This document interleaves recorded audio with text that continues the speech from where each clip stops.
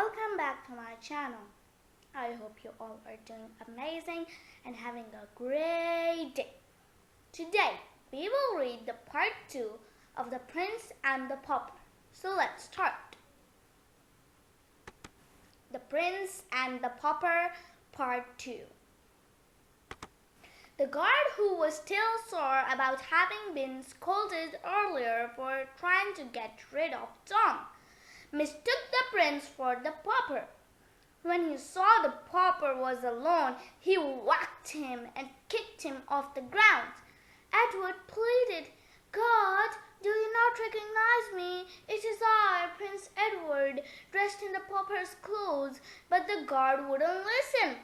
He closed the gates and there was no way to get back inside. Edward wandered through the streets until he found Offal Court. He told everyone in Tom's neighborhood what had happened, but nobody believed him. They thought that he was Tom making up silly stories for fun. Suddenly, a man grabbed Edward and carried him off. It was Tom's father, and he was angry that the boy he thought to be his son had not collected a single coin or crumb of food. He took him home to their shabby shack. Meanwhile, back at the castle, Tom was enjoying life as a prince. He had been hungry for so long that when he sat at the royal table, he gobbled up all the food that was brought to him, plates after plate. No one at the castle wondered who Tom was, since he looked exactly like Edward. When Tom behaved more like a pauper than a prince, everyone thought he was just fooling around. Although the silk clothes felt good against his skin and the food filled his belly, Tom was soon overwhelmed by all royal duties he had to perform. In fact, he couldn't keep up, and he began to long for the return of the real prince. When he tried to explain that he was not the prince, no one paid attention, preferring to believe that the prince was either telling fibs or worse, losing his mind.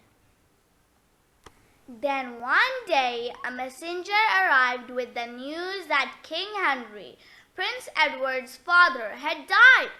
This meant that Prince Edward was now the king, which meant that everyone thought Tom was the king. What was he going to do? Meanwhile, back in Offal Court, the real prince was miserable and desperate. Tom's father was treating him like a slave. Edward worked and begged all day, and if he was lucky, he would be given some stale bread to eat before bed. "I must get out of here," thought Edward, so he ran off into the crowded street of Offal Court, where he heard that his father had died and the prince had become the king of England. Edward pleaded with the crowd he was now the true king of England and needed to get back to the castle. But everyone mocked him, everyone except a man named Miles Hendon. Miles Hendon took the pity on the boy. He wasn't sure if he was telling the truth, but the crowd was becoming angry and he feared for the boy's safety. So he agreed to take him to the palace. When they arrived, the guard refused to let them in. "There is no way that this boy before me can be the prince. It's coronation day, and the real prince is inside waiting to officially become the king of England," he said. The coronation guests began to gather at the entrance to the palace when the gates were finally opened. Edward and Miles snuck past the guard with all the guests.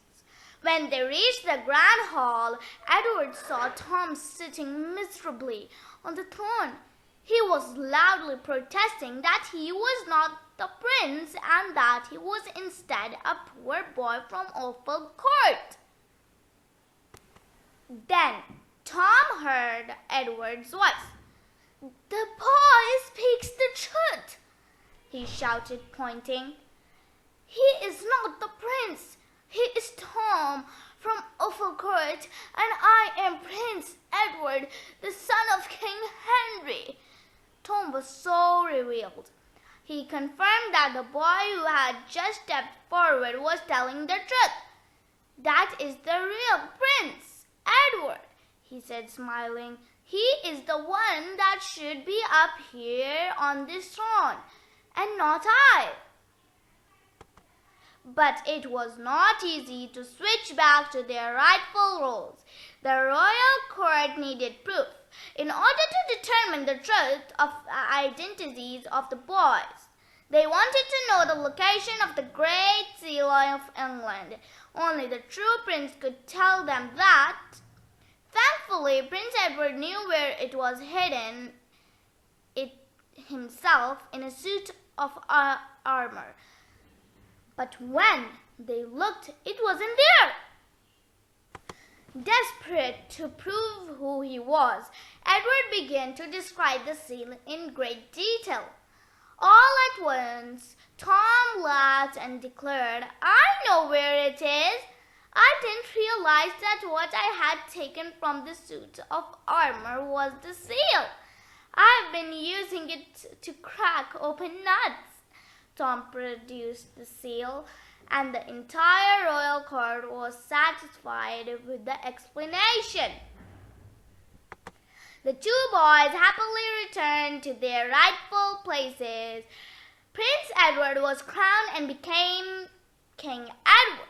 He rewarded Tom by making him a ward of the king, and Miles Hendon was made a knight. Since King Edward had experienced the hardships of poverty, he ruled his kingdom with kindness and mercy. Long live King Edward! The end. What an amazing story that was. You liked it, didn't you? I know you did. So do tell me in the comments, did you enjoy this story and what did you think would have happened? So, I will see you in the next video. Adios! Now today you may be wondering, which language am I speaking? Today I am speaking Spanish. Hola and adios are some of the words from Spanish language. I will see you in my next video. Adios!